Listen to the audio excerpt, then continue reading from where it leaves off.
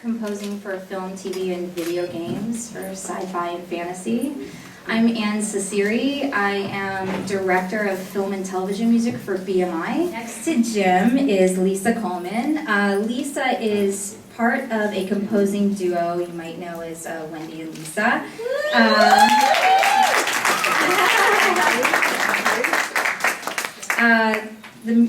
Their composing duo, whose extensive career is in the music industry, has led them to compose some of the top-rated shows on television since 1995's box office hit Dangerous Minds. They currently are composing Heroes, Mercy, and Nurse Jackie. Please welcome Lisa Coleman. Okay, let's see. Really unlike my comrade here, Jim.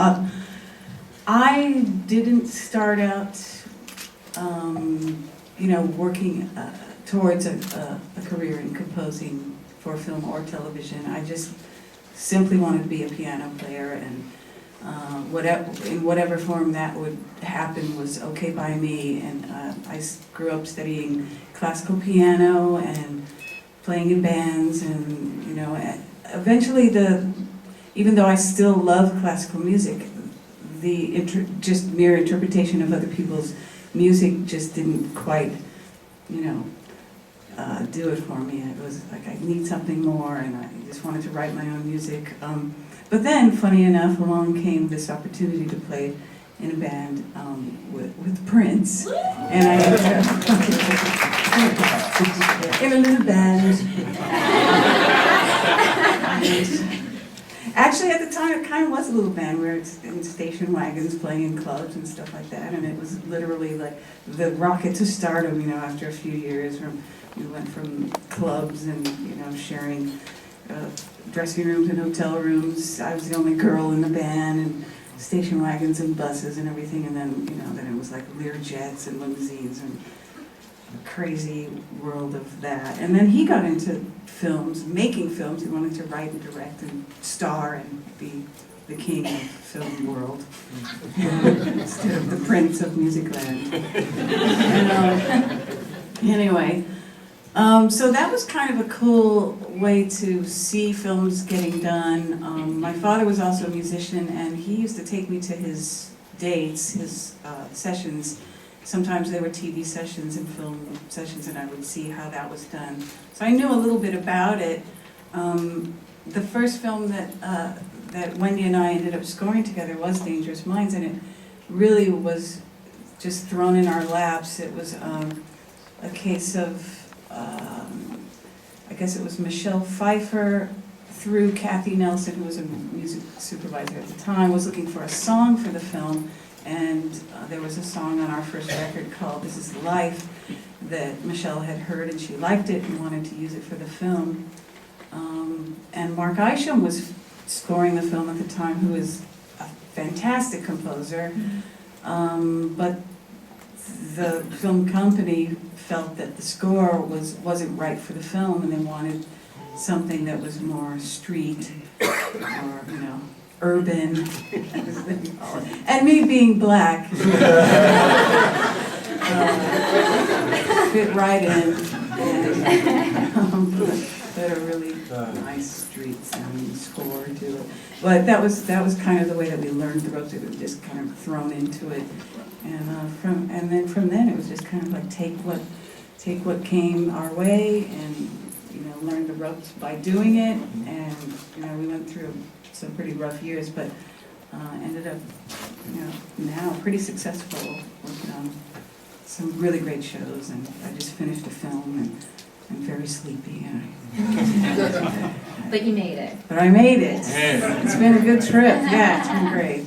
So let me hand it off. So Lisa, I want to talk about Heroes, which, by the way, is my niece's favorite show.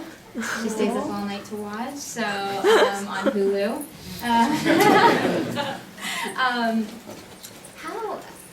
How did you get? Yeah. How did you come to get Heroes, to get the job? What was it like at the beginning? All the wonderful characters you had to write for.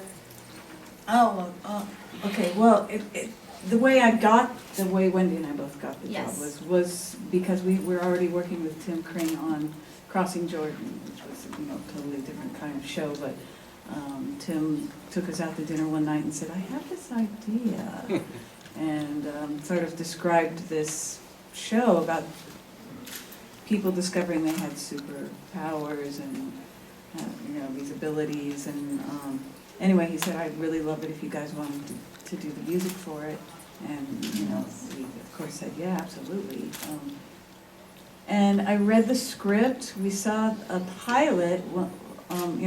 Several months went by, and when we saw the original pilot, it was actually extremely sophisticated and very spiritual, high-minded, and I really thought it doesn't have a chance. It's not going to do anything. It's, well, thanks anyway, Tim. But we'll do the pilot. And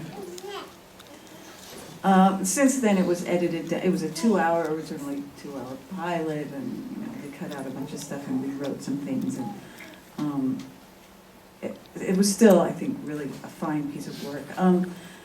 As far as writing for the characters goes, I mean, it was so fantastic. It's been really a composer's dream to work on the show because we've been able to do everything from really super thematic stuff to sound design, and we didn't even have a sound effects department until this last season. So we were doing exactly the same thing as you guys did. We were, just every sound in there was something that we made up and made out of things, and the duduk is really hard to play. Play well, it's hard. Yeah. Oh my God! I have a sample that I use, which came into play later in the seasons, because the same kind of thing with each character. Each character would have a sound, an instrument, a theme. This whole gestalt would come with each character. And I'm currently running out of things. I don't know if Heroes is going to be picked up or not, but it's really, and the great thing about it is after the first couple of shows, really, they pretty much left us alone to score the shows. We do a spotting session. It's also wall-to-wall music. We only get about 3 days to turn it over, but we don't do playbacks or anything. We spot. On a Monday, it dubs on a Friday, so we have Tuesday, Wednesday, Thursday kind of to do it, and that's it. So, and it's usually about, 38 minutes. So yeah, it's a big, heavy workload, but it's really extremely gratifying as a composer because there's so many things you can do.